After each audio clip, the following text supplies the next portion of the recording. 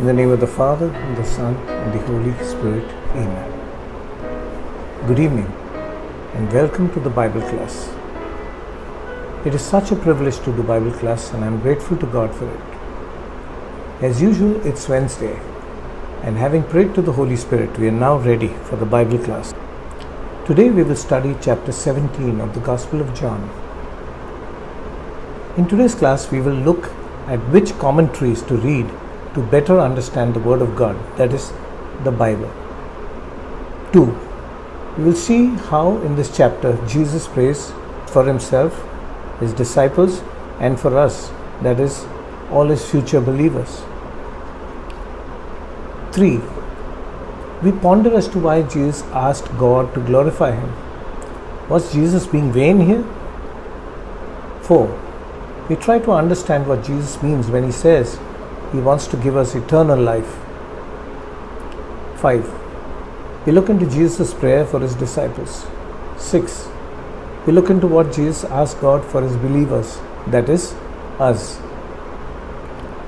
Before we start, let me disclose up front that not all insights that are seen in these videos are mine. Most of the answers to our questions, not all, come from the various sources and commentaries that I read. You too can do your own research on the internet, but you must remember that thousands of commentaries abound on the net. Be aware that Christianity has so many different theological divisions, and then there are the Mormons and the Jehovah's Witnesses, who have a very different perspective. The maximum number of commentaries are by Calvinists, who are Protestants. So if you are a Protestant, these commentaries are great. But if you are a Catholic and you read commentaries by Calvinist writers, your views will be influenced by John Calvin's followers. Similarly, there are commentaries written by the Arminianists, by dispensationalists, by Catholics, and even by people whose theological leanings are unknown. Due to lack of time, I cannot explain the different theological stances in today's class. So, before you start reading any commentary, you will have to balance what you are reading by praying to the Holy Spirit to help you discern. Then, you can take an ecumenical or common view to derive the interpretation which is most appealing to your spirit. That is what I strive to do. Remember, no one is right or wrong. As long as we follow Christ in the true spirit, we are one.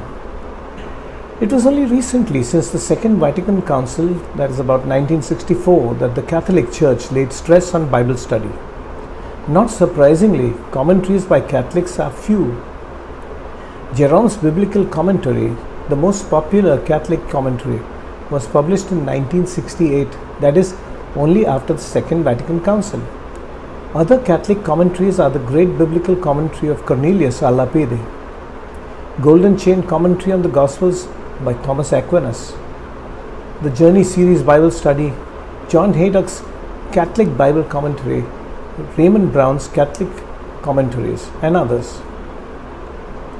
Apart from Catholic commentaries, I read William Barclay extensively and also James Kaufman. Then I aggregate my learnings to come to the message relying on the Holy Spirit. I'd like to bring to your notice that Barclay attracted quite a few critics because of his views. So when reading Barclay, take care to discern. But the best inspiration to read the Bible is the Holy Spirit. That is why at the beginning of every Bible study class, we invoke the Holy Spirit by singing the hymn, Come Holy Ghost. Now, to come back to chapter 17. We saw in chapter 16 how the apostles suddenly realized what Jesus had been saying and understood its gravity.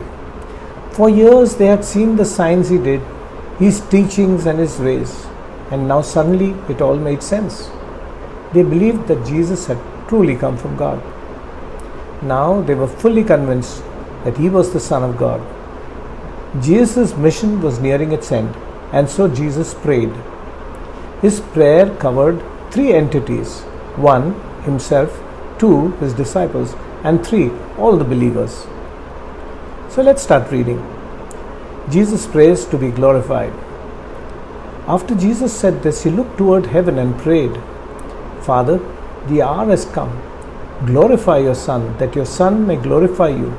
For you granted him authority over all people, that he might give eternal life to all those you have given him.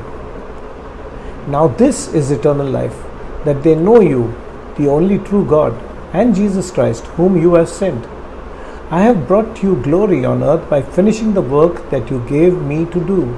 And now, Father, glorify me in your presence with the glory I had with you before the world began.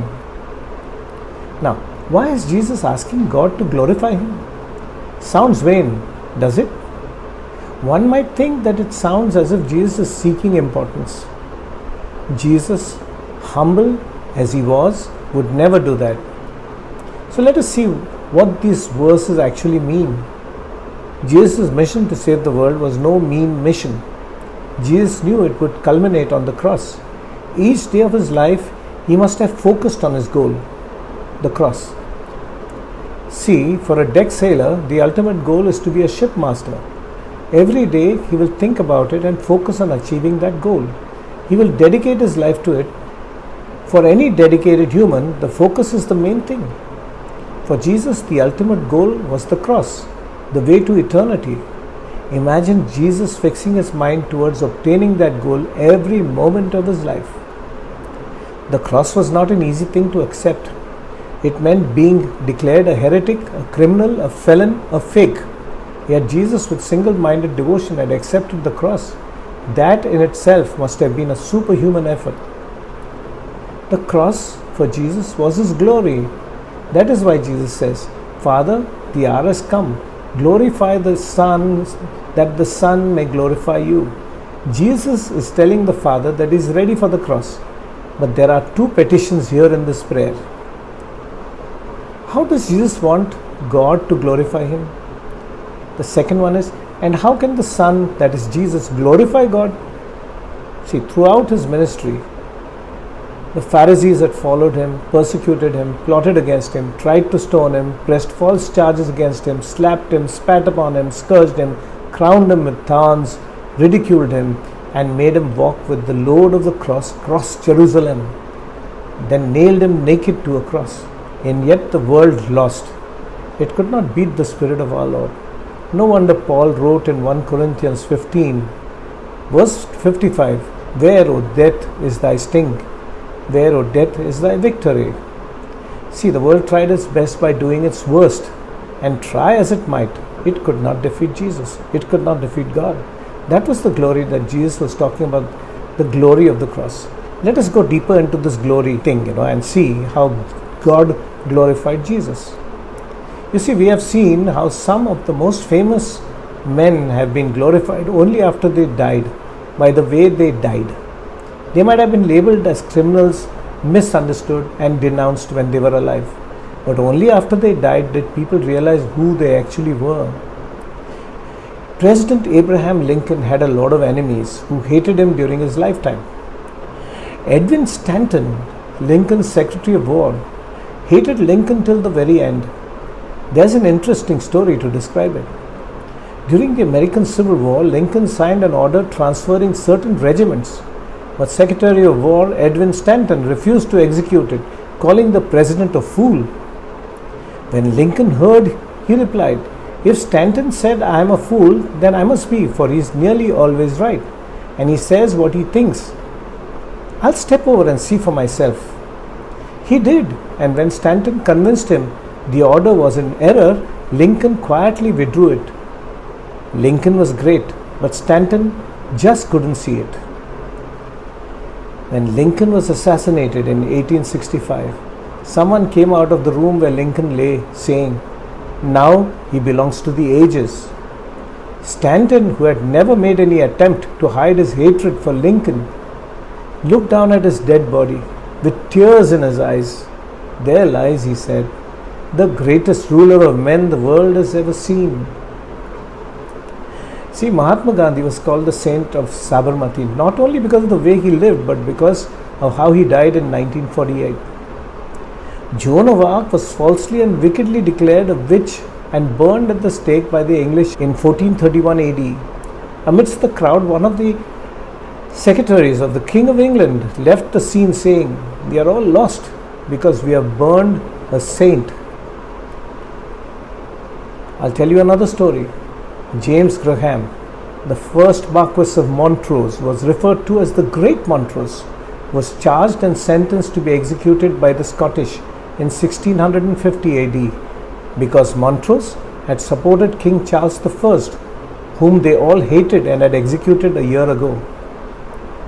When Montrose himself was executed, he was taken down the high street of Edinburgh to the Mercat Cross.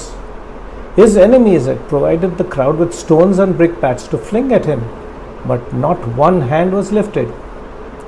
They were all left open-mouthed as he walked the street. He had one of his finest clothes with ribbons on his shoes and fine white gloves on his hands. He walked along the street with such grace.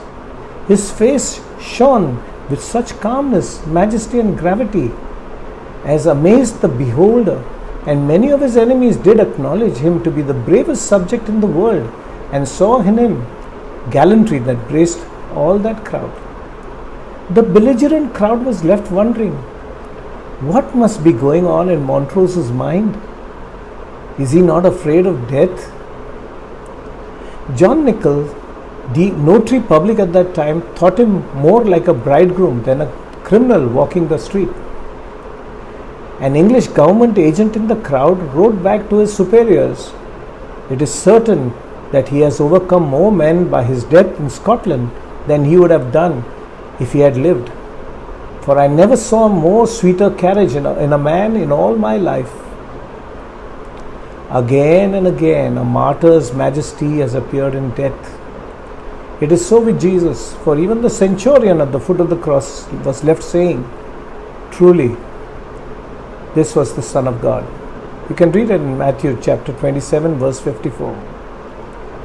Again, the cross was the glory of Jesus because it was the completion of his work. "I have accomplished the work," he said, "which you gave me to do." For him to have stopped short of the cross would have been to leave his task uncompleted. Why should that be?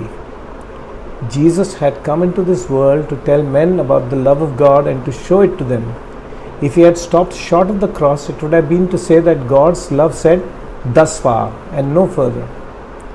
By going to the cross, Jesus showed that there was nothing that the love of God was not prepared to do and suffer for men, that there was literally no limit to it.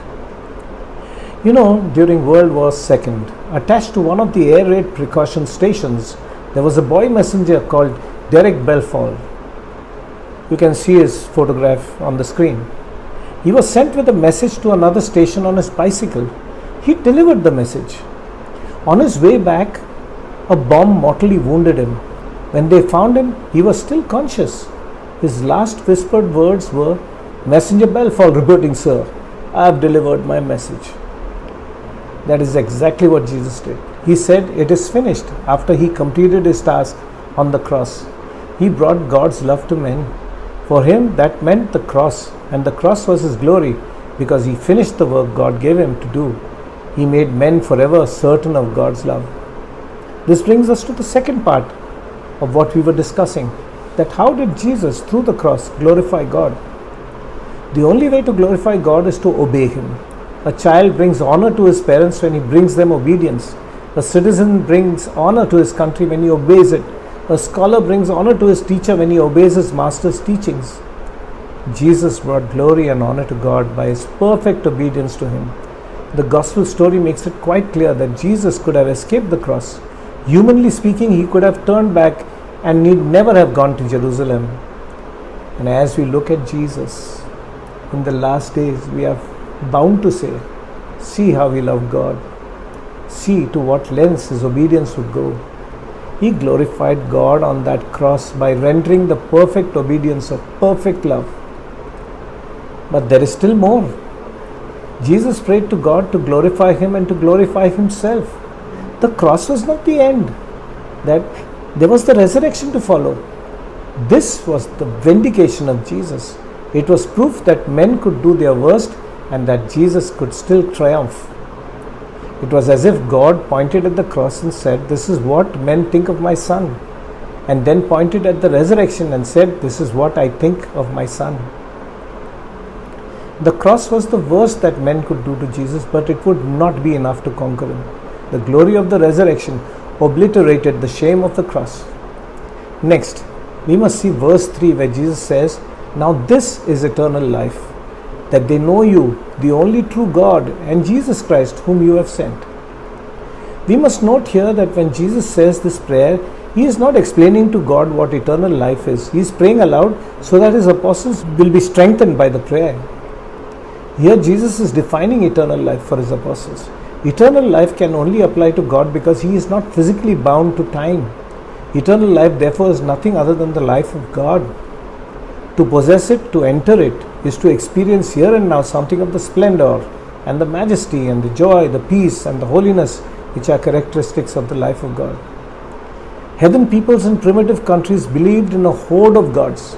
Every tree, brook, hill, mountain, river and stone had its god and its spirits.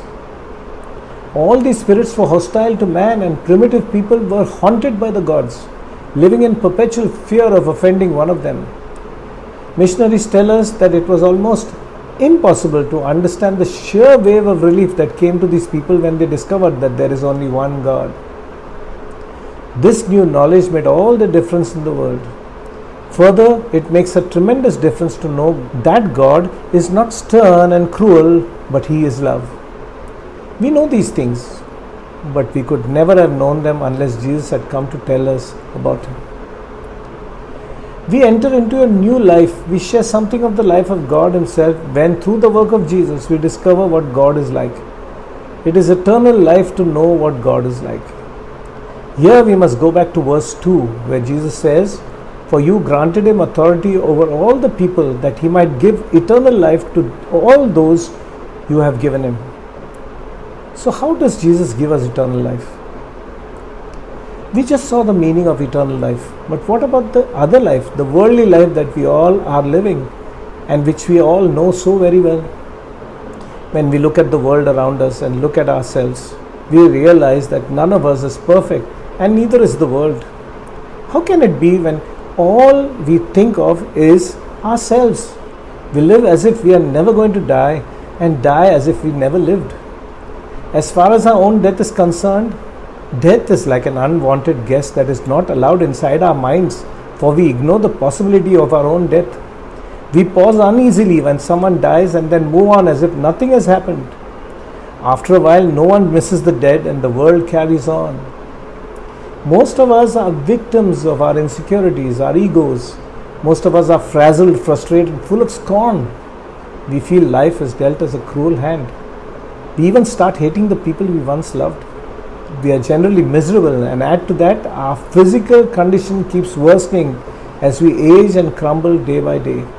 Most feel that no one trusts them and they do not trust anyone either. There is unhappiness and dissatisfaction everywhere. Suicide rates keep climbing. Most of the elderly are left destitute due to the neglect of their children. If someone else is happy, man resents it. He gets jealous. Violence, greed and lust dominate our landscape.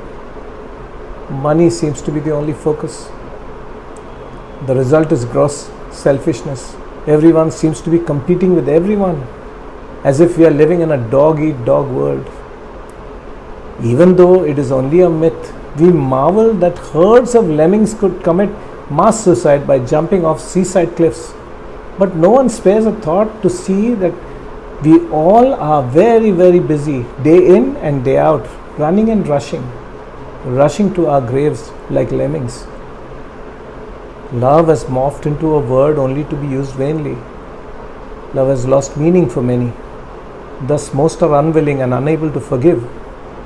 Revenge, anger, and resentment rot away human lives with their toxicity. Man withers away in misery. Man is competing against man because since childhood, parents keep comparing the child with those better off in school grades, in sport, in looks, whatever. His mind is primed to build a king-sized ego that till the day he dies will stubbornly maintain that his caste, his tribe, his nation, his religion, his wealth are superior to the others. He forgets the saying, dust thou art, and to dust thou shalt return. Man is held to ransom by what is happening between his 2 ears, his mind. His ego lives there. Evil resides there. Man knows that his basic nature is good, but his mind gets the better of him. Man is a slave to his mind. Who then can be saved? If an alien was hearing this, he would be thinking that planet Earth is a very sad, bad and bitter place. But fortunately it is not. Thanks mainly to the many wonderful and selfless people in this world who live a spiritual life and spend their lives helping others. These enlightened people believe in offering the other cheek, in loving their enemies, in loving God and in loving their neighbors. They practice a selfless charity that sustains the world and its poor. These are the ones who ensure the world goes on and survives. They see the hope of a better tomorrow, a better world, the eternal life. That is exactly what Jesus offers us. And they believe in Jesus' teachings of universal love. These true followers of Jesus are generally calm and usually unafraid of death. Death to them is just the door that opens out to show Jesus and the eternal life He has on offer. You must remember how in earlier Bible classes I had contrasted the material world with the spiritual world. We must feed the soul with prayer and grace rather than feed the body with our greed. The worldly life is just temporary. Regarding man's dilemma about his weakness to sin, Paul wrote in Romans chapter 7 verses 24 and 25, "What a wretched man I am! Who will rescue me from this body that is subject to death? Thanks be to God who delivers me through Jesus Christ our Lord." This worldly life is just temporary and transient. Eternal life, on the other hand, is to live forever in bliss and joy in the presence of our Maker. Jesus is there to help us and guide us to that eternal life. We go next with verse 6. Jesus prays for His disciples. "I have revealed you to those whom you gave me out of the world. They were yours. You gave them to me, and they have obeyed your word. Now they know that everything you have given me comes from you. For I gave them the words you gave me, and they accepted them. They knew with certainty that I came from you, and they believed that you sent me." You see, the disciple is given to Jesus by God. What does that mean? It means that the Spirit of God moves our hearts to respond to the appeal of Jesus. Till Jesus came, no one knew the real God. The Jews were too afraid to even take His name. The Greeks too were striving and struggling to know God. Jesus revealed that God to His disciples. In chapter 14 verse 9, Jesus said, "He who has seen me has seen the Father." Jesus' men were given to Him by God. In God's plan, they were destined for discipleship.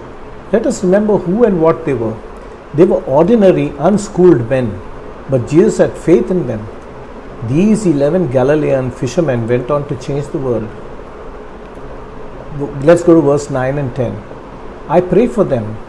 I am not praying for the world, but for those you have given me, for they are yours. All I have is yours, and all you have is mine, and glory has come to me through them." In verse 10, Jesus makes the greatest claim He ever made. He prays to God and says, "All that I have is yours, and all that you have is mine." The first part of that sentence is natural and easy to understand, for all things belong to God, and again Jesus has said so. But the second part of the sentence is astonishing. "All that you have is mine." This no creature can say with reference to God. Never did Jesus so vividly lay down His oneness with God. He is so one with Him that He exercises His very power and prerogatives. Through the disciple, glory has come to Jesus. How? See, the patient whom He has cured brings honor to a doctor. The scholar whom He has taught brings honor to the teacher. The athlete whom He has trained brings honor to his trainer. The men whom Jesus has redeemed bring honor to Him.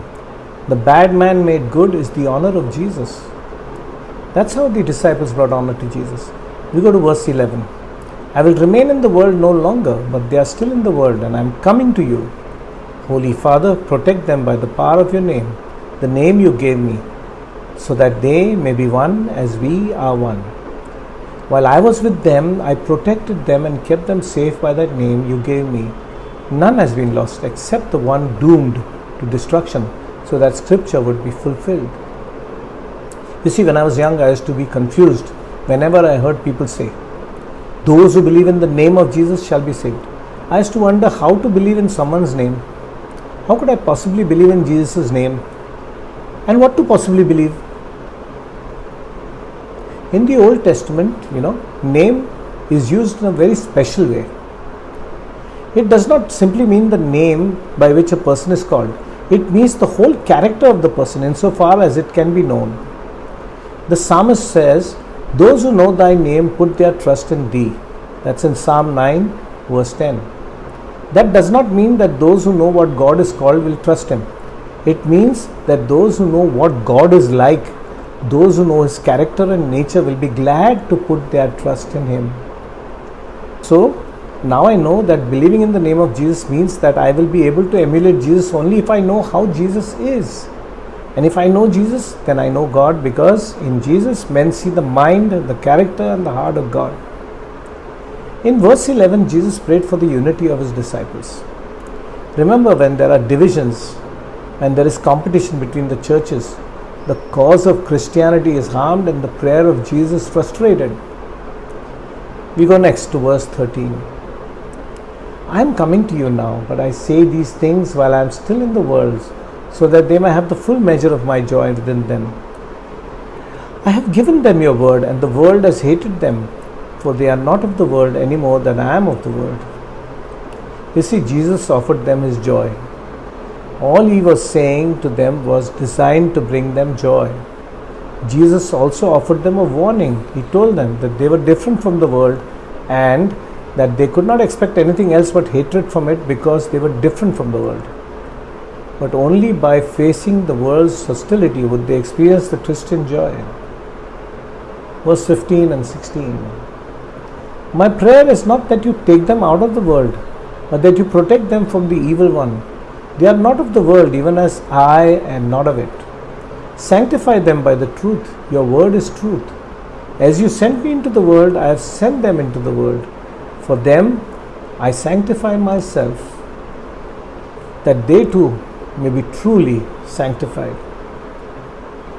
Jesus never asked God that his disciples should be taken out of this world. He never prayed that they might find escape. He prayed that they might find victory. The kind of Christianity that lives a life withdrawn from the world would not be what Jesus intended. It isn't the rough and tumble of life that a man must live out his Christianity. Of course, there is a need for prayer and meditation and quiet times when we shut the door upon the world to be alone with God. But all these things are not the end of life, but means to the end. And the end is to demonstrate love through the Christian life and the ordinary work of the world. Christianity was never meant to withdraw a man from life, but to equip him better for it.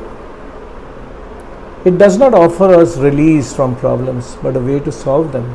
It does not offer us easy peace, but triumphant warfare.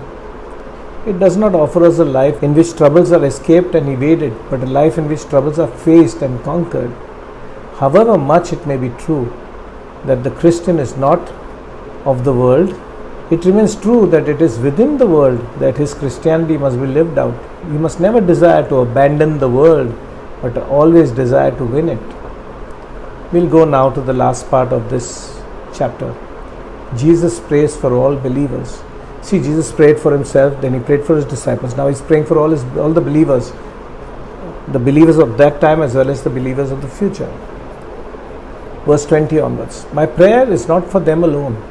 I pray also for those who will believe in me through their message, that all of them may be one. Father, just as you are in me and I am in you, may they also be in us, so that the world may believe that you have sent me. Now in this third part, Jesus' prayers take a sweep into the distant future, and he prays for those who are in distant lands and in far off ages who will also enter the Christian faith. Jesus confidently knew that even 2000 years later, his followers would need to be shepherded. In verse 21, Jesus again prays for the unity of all Christians. Today, more than ever before, we need Jesus' intercession. If we really loved each other and loved Christ, no church would exclude any man who was Christ's disciple. Only love implanted in men's hearts by God can tear down the barriers which impede the unity of God's church. Verse 22 and 23.